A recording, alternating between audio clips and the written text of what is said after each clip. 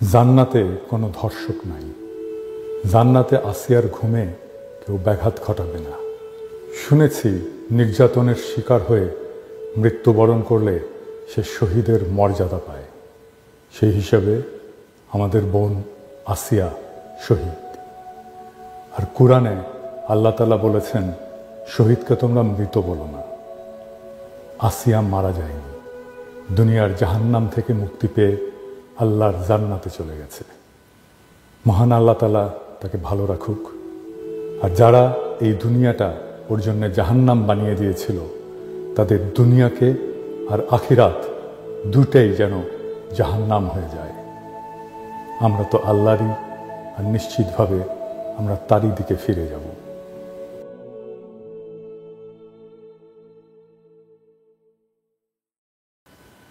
আমি যা বললাম শুরুতে, সেটাই আমি লিখছিলাম আমার ফেসবুকে। আপনারা অনেকেই দেখছেন, প্রায় 1.5 লাখ লাইক পড়ছিল লেখাটায়। আপনারা হৃদয় দিয়ে, অন্তর দিয়ে আসিয়ার জন্য দেশবাসীর কান্নাকে ধারণ করেছিলেন। কিন্তু ফেসবুক এটাকে বলে কমিউনিটি স্ট্যান্ডার্ড ভায়োলেশন। ফেসবুক আমার পোস্ট রিমুভ করে দেয়, আমাকে 1 মাসের জন্য ব্যান করে দেয় এই লেখাটার জন্যে। কারণ আমি নাকি ফেসবুকের কমিউনিটি স্ট্যান্ডার্ড ভায়োলেট করেছি। আমি আপিল করেছিলাম, কিন্তু সেই আপিলেও আমার আপিল প্রত্যাখ্যাত হয়েছে, আমার ফেসবুকের পোস্ট রেস্টোর করা হয়নি। আমি একটা প্রশ্ন রাখতে চাই, ফেসবুকের কমিউনিটির বাইরে কি আমরা? একজন মুসলমানের আরতি কি সেই প্ল্যাটফর্মে জায়গা পাবে না? ফেসবুক জালেমের প্ল্যাটফর্ম হয়ে উঠেছে, ফেসবুক বর্ণবাদীর প্ল্যাটফর্ম হয়ে উঠেছে। এই ফেসবুকে আসিয়ার অভিশাপ লাগুক।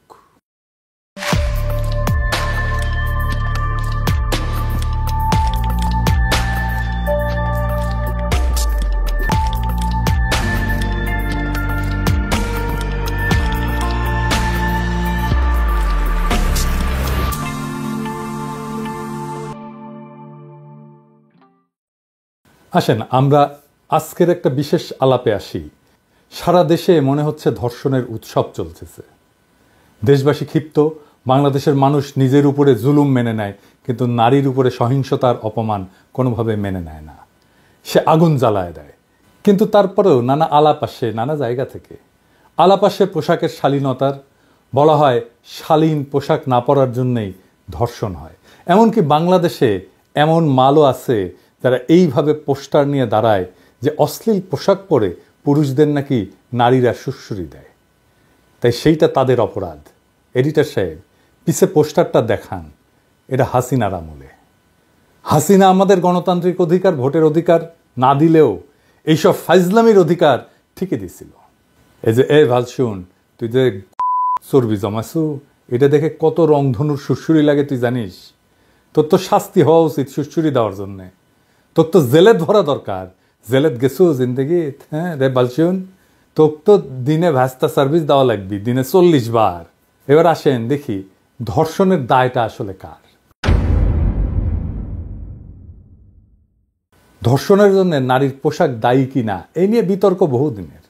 ইসলামে ধর্ষণের জন্য দায়ী একমাত্র ধর্ষক। কিছু কিছু ইসলামপন্থী মতবাদ নারীকে শালীন পোশাক পরার উপদেশ দিয়ে ধর্ষণ প্রতিরোধের উপায় হিসাবে দেখায়। অন্যদিকে বাংলাদেশের মিলিটেন্ট সেকুলাররা বলে আমার শরীর আমার সিদ্ধান্ত, এই বইলা নারীর ব্যক্তিগত স্বাধীনতার উপরে জোর দেয়। তবে এই দুই চরম অবস্থানের মাঝামাঝি যুক্তিসঙ্গত ব্যাখ্যা কি হতে পারে, সেইটাই আজকে আমাদের আলোচনার বিষয়। নারী এবং পুরুষের যৌন সম্পর্ক পৃথিবীর একটা জরুরি এবং গুরুত্বপূর্ণ সম্পর্ক। এই সম্পর্কের মূল বিষয়টা কি? মূল বিষয়টা হচ্ছে কবুলিয়ত, কবুল করা একে অপরকে। সেই জন্যই বৈবাহিক সম্পর্কে দুইজনকে কবুল বলতে হয়। এখন একজন কবুল করলো না, সে কবুলিয়ত ছাড়া, সম্মতি ছাড়া সে যৌন সম্পর্ক করলো, সেইখানে কি হইল? সেখানে একজনের সম্মতি ছাড়া তার উপরে বল প্রয়োগ করা হলো। এইটা এখন একজনের উপরে আর একজনের জুলুম। এই প্রক্রিয়ায় একজন জালেম আর একজন মজলুম। ঠিক তো? যদি আপনি জালেমকে চিনতে পারেন এই ঘটনায়, তাহলে কে দোষী এই আলাপ আসে কি? আসে না। ঠিক একইভাবে রাজনীতিতে আমরা শাসককে কবুল করি ভোট দিয়ে। সেই শাসক যদি আমার কবুলের তোয়াক্কা না করে, সেটাই জুলুম হয়ে যায়। হাসিনা তাই জালেম, হাসিনা তাই জুলুম করছে আমাদের উপরে। বোঝা গেছে ব্যাপারটা? আপনাকে বিষয়টা দেখতে হবে জালেম এবং মজলুম এই কনসেপ্ট দিয়ে। তাহলেই বুঝবেন কার দোষ। এই প্রশ্নটা এখানে আসে না যদি আপনি জালেমকে চিনতে পারেন। তো এই সামাজিক বিতর্কে ইসলামের নানা বিধানের প্রশ্ন আসছে, নানা বিজ্ঞ আলেম নানা মত দিতেছেন। আমার ফেসবুকে এসে অনেকে বলতেছে আপনি কেন এইটা নিয়ে কথা বলেন না। আমি ইউজুয়ালি এই ধরনের বিষয় নিয়ে কথা বলি না, আপনারা জানেন আমি ধর্মীয় বিষয় নিয়ে কথা বলি না। আমার গুরুজন গৌতম দাস বলতেন যে কখনো কোনো ধর্মের কোনো বিষয় নিয়ে ব্যাখ্যা দিবেন না, কারণ আপনার ব্যাখ্যার পাল্টা একটা ব্যাখ্যা থাকবেই। এইভাবে নানা ফেরকা তৈরি হয়। কথা সত্য, আবার এটাও সত্য যে সমাজে যদি একটা বিতর্ক তৈরি হয়, সেইখানে সমাজের একজন বিবেকবান মানুষ হিসেবে সেখানে কিন্তু কিছু বলার থাকে, কিছু মতামত থাকে। তো আমি আমার হাসপাতালের টাইমে পবিত্র কোরআন আর হাদিস থেকে পড়লাম এই সমস্ত বিষয়গুলো নিয়ে। পড়ে যা যা পাইছি, আমার যা যা উপলব্ধি হয়েছে তা আপনাদের সামনে পেশ করতেছি। আমি বলতেছি না যে আমার ব্যাখ্যা গ্রহণ করতে হবে, তবে আমি যা বুঝছি এটা সবার সাথে শেয়ার করলে তো কোনো ক্ষতি নেই। অনেকে কইতে পারেন আপনি ইসলাম ধর্মের বিষয় নিয়ে কথা বলেন কেন? যে কোনো ধর্ম যে কেউ পড়তে পারে তো, তাই না? কোনো বাধা নাই তো। জাকির নায়কের পড়া নাই এমন কোন ধর্মগ্রন্থ আছে? নাই। তো আসেন আল্লাহর নামে শুরু করি। ইসলামে হক্কুল ইবাদ বলে একটা বিষয় আছে, সেটা কি আমরা একটু দেখি। হক্কুল ইবাদ হইল মানুষের পারস্পরিক অধিকার, একজনের না, পারস্পরিক অধিকার, যা ইসলামে অত্যন্ত গুরুত্বের সাথে বিবেচনা করে। আপনি পশ্চিমে মানবিক অধিকার দেখবেন, মানুষের অধিকার দেখবেন, কিন্তু পারস্পরিক অধিকার, এই হক্কুল ইবাদ, এইটা ইসলামে খুবই ইউনিক একটা ধারণা। ইসলামে এই হক্কুল ইবাদ লঙ্ঘন করা আল্লাহর কাছে ক্ষমার অযোগ্য অপরাধ, যতক্ষণ না ভুক্তভোগী নিজে ক্ষমা করে। ধর্ষণ এমনই একটা অপরাধ যা সরাসরি হক্কুল ইবাদ লঙ্ঘন করে এবং এর মাধ্যমে একাধিক মৌলিক মানবিক অধিকার ক্ষুণ্ণ হয়। কিভাবে? এক নাম্বার, ধর্ষণ মানুষের ইজ্জত এবং সম্মানের লঙ্ঘন করে। ইসলাম প্রত্যেকটা মানুষের সম্মান এবং মর্যাদাকে পবিত্র বলে ঘোষণা করছে। কোরআন শরীফে আছে, নিশ্চয়ই আমি আদম সন্তানের সম্মান বৃদ্ধি করেছি। ধর্ষণ একজন নারীর বা পুরুষের ইজ্জত, আত্মসম্মান ও মর্যাদাকে ধ্বংস করে, যা সরাসরি হক্কুল ইবাদের লঙ্ঘন। দুই নাম্বার, ধর্ষণ জুলুম। আমরা আগে দেখলাম এবং ইসলামে জুলুম হারাম। জুলুম মানে অন্যায়ভাবে কারো অধিকার হরণ করা। ইসলাম জুলুমকে হারাম ঘোষণা করেছে। হে আমার বান্দারা, আমি নিজের উপরে জুলুম হারাম করেছি এবং তোমাদের মধ্যেও তা হারাম করেছি, সুতরাং তোমরা একে অপরের প্রতি জুলুম করো না। ধর্ষণ একটা চরম জুলুম, কারণ এতে একজন নারী বা পুরুষের জীবন ধ্বংস হয়, মানসিক এবং শারীরিক কষ্ট ভোগ করতে হয় এবং সমাজে অপমানিত হইতে হয়। তিন নাম্বার, ধর্ষণ একজন মানুষের শারীরিক এবং মানসিক নিরাপত্তার অধিকার লঙ্ঘন করে। ইসলামে জীবনের নিরাপত্তা এবং মানসিক শান্তি প্রত্যেক মানুষের মৌলিক অধিকার। কোরআনে বলা আছে, তোমরা কোনো ব্যক্তিকে অন্যায়ভাবে হত্যা করো না, আল্লাহ এটাকে হারাম করেছেন। যদিও ধর্ষণ সরাসরি হত্যা নয়, তবে এতে একজন মানুষের জীবনের মান সম্মান ধ্বংস করে দেয়, মানসিকভাবে তাকে হত্যা করে। চার নাম্বার, ধর্ষণ নারীর মালিকানার অধিকার লঙ্ঘন করে। ইসলামের প্রতিটি মানুষের নিজের শরীরের উপরে অধিকার আছে। পবিত্র কোরআনে বলা আছে, তোমরা ব্যভিচারের কাছে যেও না, নিশ্চয়ই এটি অশ্লীল কাজ এবং অত্যন্ত নিকৃষ্ট পথ। ধর্ষণ শুধু ব্যভিচার না, এটা জোরপূর্বক শরীরের অধিকার কেড়ে নেওয়া। ইসলামে কাউকে বাধ্য করে যৌন সম্পর্ক স্থাপন করা সম্পূর্ণ নিষিদ্ধ এবং এইটা সরাসরি জোর জবরদস্তি এবং নারীর নিজস্ব অধিকারের লঙ্ঘন। পাঁচ নাম্বার, ধর্ষণ ইসলামের ন্যায় বিচারের নীতি ভঙ্গ করে। ইসলামের ন্যায় বিচার প্রতিষ্ঠা করা বাধ্যতামূলক। কোরআনে বলা আছে, নিশ্চয়ই আল্লাহ ন্যায় বিচার এবং সদাচারের নির্দেশ দেন।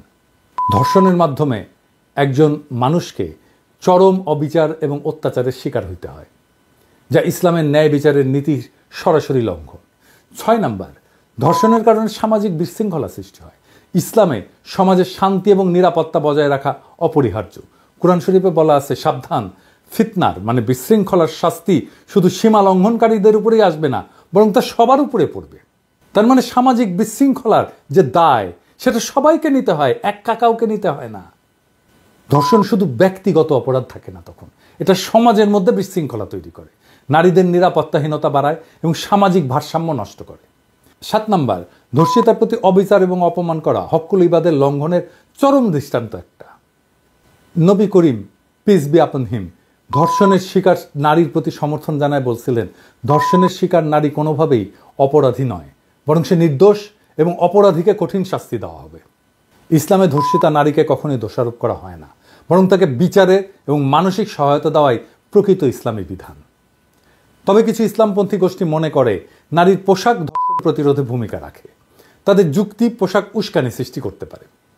শালীন পোশাক সমাজে ধর্ষণের হার কমাতে পারে।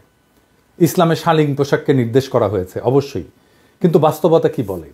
বাস্তবতা বলে যে শিশুরাও তো ধর্ষণের শিকার হয়, অথচ তারা উত্তেজক পোশাক পরে না। বোরখা হিজাব পরিহিত নারীরাও তো ধর্ষিতা হয়, পশুরাও তো ধর্ষণের শিকার হয়, তারা তো পোশাকই পরে না।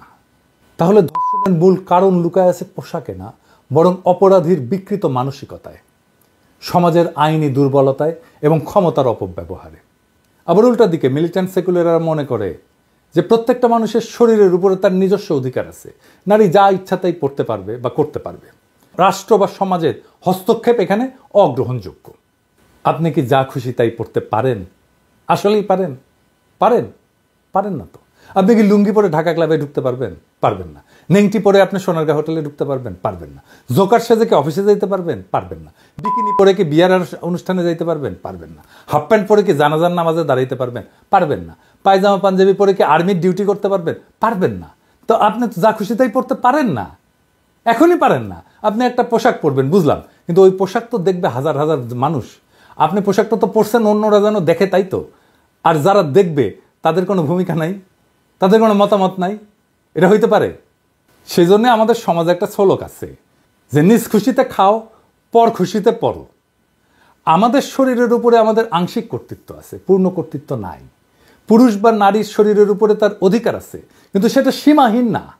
ব্যক্তি স্বাধীনতা থাকতে হবে, কিন্তু সেটা সামাজিক নীতির সাথে সামঞ্জস্যপূর্ণ হতে হবে। স্বাধীনতা মানে তো যা খুশি তা করা না। সমাজ এবং রাষ্ট্রের কিছু বিধান মেনে চলতে হবে। যেমন ধরেন, নিরাপত্তার জন্য তো আমরা ট্রাফিক আইন মেনে চলি। হক্কুল ইবাদ মানে একার অধিকার না, কিন্তু পারস্পরিক মানবিক অধিকার, এটা মাথায় রাখবেন। আর একজনের অধিকারকেও আপনাকে রক্ষা করতে হবে। এই মিলিটেন্ট সেকুলাররা এইখানে এসে সমস্যা করে।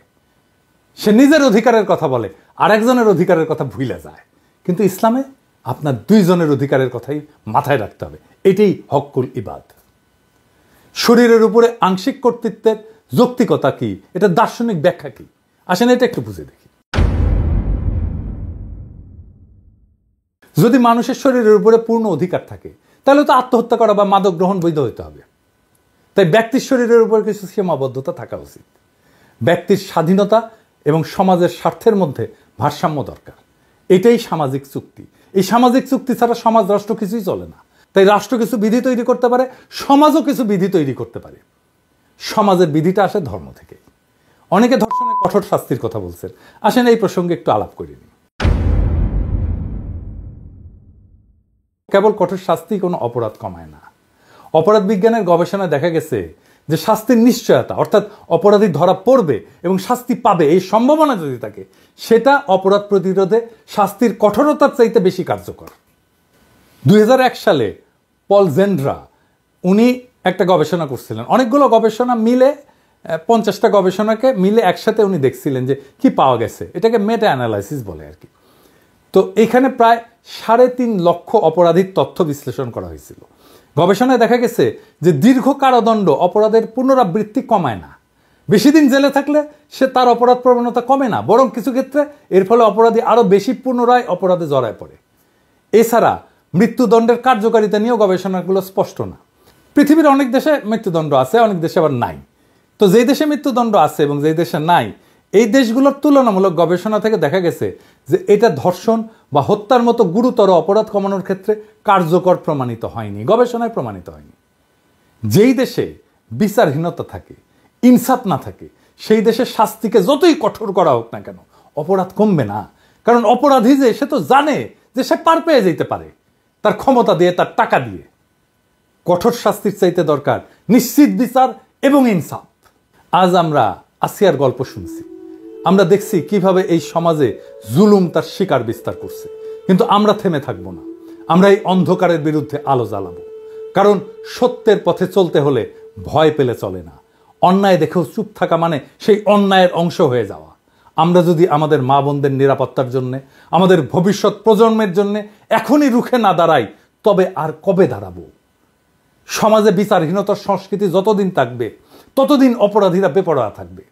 কিন্তু আমরা যদি ন্যায় বিচারের দাবি করি, যদি অপরাধীর বিরুদ্ধে সোচ্চার হই, তাহলে তাদের বিচার হবেই, আজ না হোক কাল হবে।